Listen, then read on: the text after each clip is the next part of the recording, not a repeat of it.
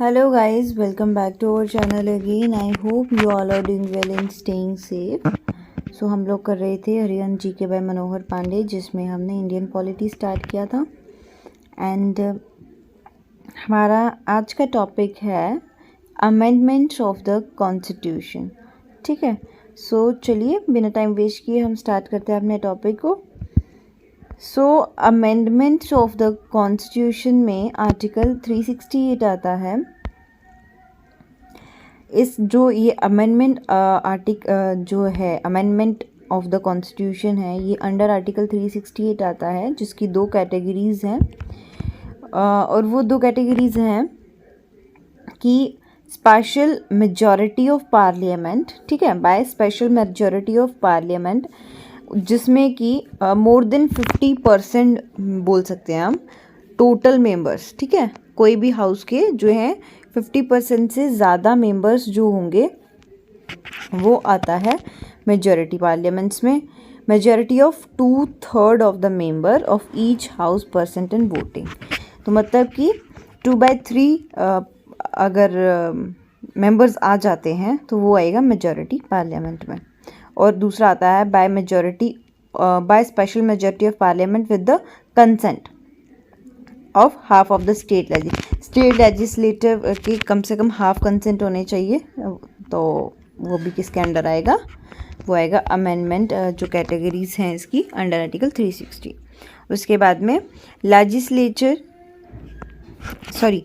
Provisions related to federal structure can be amend through this procedure. तो इस procedure के द्वारा जो है वो फेडरल स्ट्रक्चर या प्रोविजन रिलेटेड जो फेडरल स्ट्रक्चर है वो अमेंड किया जाता है। तो यहाँ पे there is a third category of the amendment which is done by simple majority, though these amendments do not come under ambit of article 368। यहाँ पे जो थर्ड कैटेगरी है वो नहीं आती है अमेंडमेंट के अंडर, जो आर्टिकल 368 के अंडर नहीं आती है। ठीक है,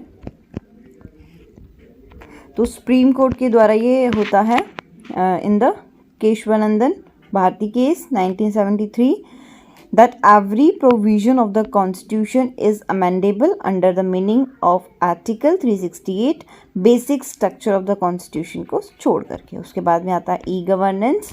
तो ई जो वर्ड है इलेक्ट्रॉनिक, इस टर्म में ई गवर्नेंस में ई जो है वो इलेक्ट्रॉनिक है, जो इम्प्लाई करता है मतलब जो किसको दर्शाता है, टेक्नोलॉजी ड्रिवन गवर्नमेंट्स। ठीक है, सो ई गवर्नेंस का जो प्रोस्पेक्टिव है वो क्या है, use of technology that both governing and have to govern, दोनों के लिए टेक्नोलॉजी को यूज़ करना। 5 बेसिक मॉडल्स हैं ई गवर्नेंस के दिए गए।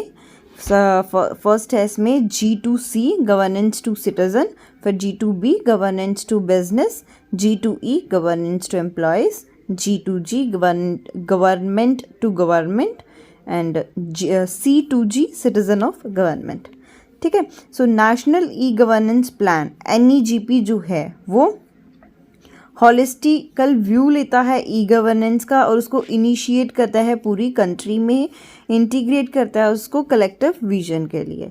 उसके बाद में क्या क्या इम्पैक्ट रहा है ई गवर्नेंस का, तो ई गवर्नेंस जो है सबसे पहले तो बहुत मेजॉरिटी इम्पैक्ट रखती है। ठीक है, हमारे जो गवर्नमेंट ऑफिस वर्क होता है उसको बहुत स्मार्टली करती है। सेकंड जो ई गवर्नेंस है वो सर्विसेज को अवेलेबल कराती है हर एक सिटीज़न को at his door step through the internet, कि अपने इंटरनेट से हम कोई भी काम जो है वो अपने घर से कर सकते हैं। Some of the most successful citizen oriented e governance project are the railway reservation, जिससे हमें जो है कहीं भी जाने की टिकट्स बुक करनी है वहाँ पे हम कर सकते हैं आसानी से। MC21 ministry of corporate affairs and Bhoomi project in Andhra Pradesh etcetera. फिर ई डिस्ट्रिक्ट, तो जो मिशन मोड है अंडर जी गवर्नेंस का, ई डिस्ट्रिक्ट जो है वो एक मिशन मोड है अंडर ई गवर्नेंस। इसके ऑब्जेक्टिव्स हैं under national e governance policy. ठीक है, सो कौन कौन से प्रोग्राम्स जो है कंडक्ट किए जाते हैं और फॉलोइंग स्टेट्स में। सबसे पहले जंदूत प्रोजेक्ट मध्य प्रदेश में, कॉम्पैक्ट 2020 आंध्र प्रदेश में, लैंड प्रोग्राम कर्नाटका में, फ्रेंड्स केरला में और दिशा हरियाणा में। ठीक है, उसके बाद में आता है आपका नेक्स्ट पार्लियामेंट्री टर्म्स, तो पार्लियामेंट्री कुछ टर्म्स पढ़ेंगे हम, उनमें क्या क्या होता है, क्या क्या उसका मतलब होता है, वो सब पढ़ेंगे। सबसे पहले आता है क्वोरम। सो आई होप मैं इसको सही प्रोनाउंस कर रही हूँ, अगर कुछ भी मिस्टेक हो जाए तो उसके लिए सॉरी।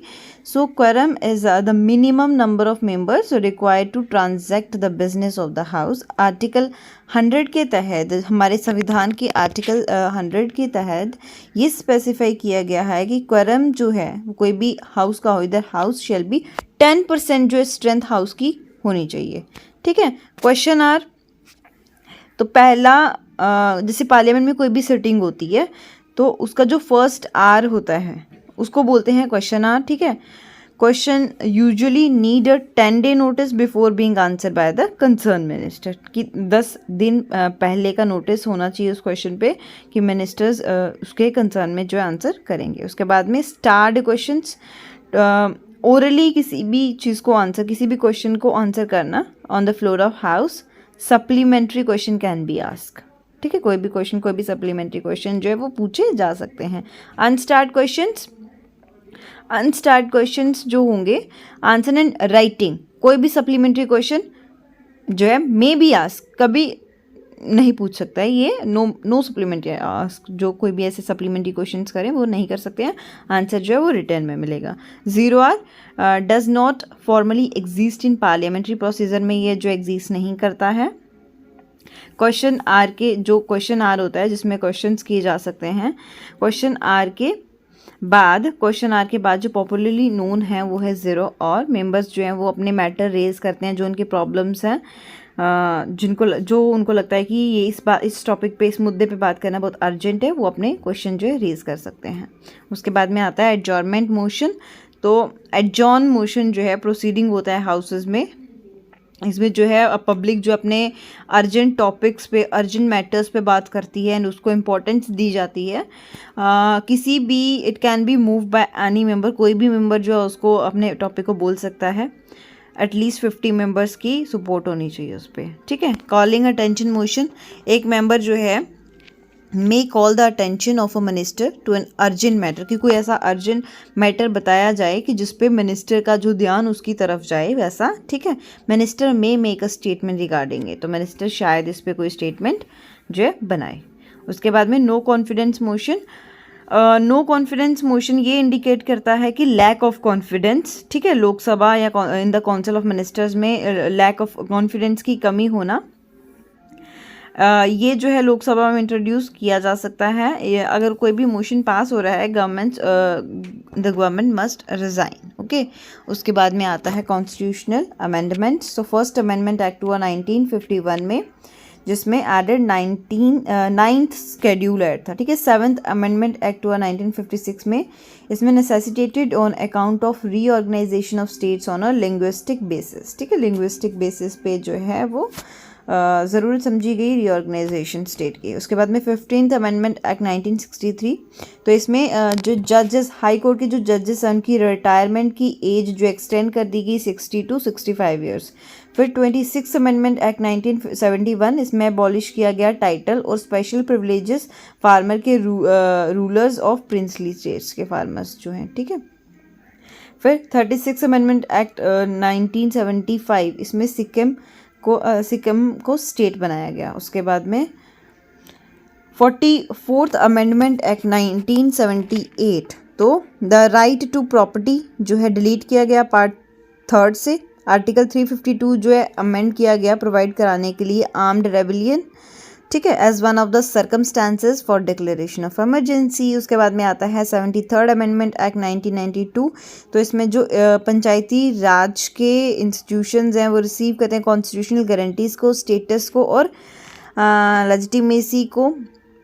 ठीक है, फिर हमारा 11th शेड्यूल इसमें ऐड हुआ जो डील करता है इसके साथ में, और इंसर्ट किया गया है पार्ट 9, जिसमें थे आर्टिकल 343, 343A to 343O तक। ठीक है, उसके बाद में 89 अमेंडमेंट एक्ट 2003, तो ये एक्ट ऐड करता है इसमें आर्टिकल 338 यानी 338A एंड प्रोवाइड करता है creation of national commission for scheduled tribes. उसके बाद में आता है 91st अमेंडमेंट एक्ट 2003, तो ये अमेंड करता है एंटी डिफेक्शन लॉ को और बनाता है प्रोविजन को कि number of minister in the centre and the government state government can not be more than 50% of strength of the Lok Sabha and the respective Vidhan Sabha.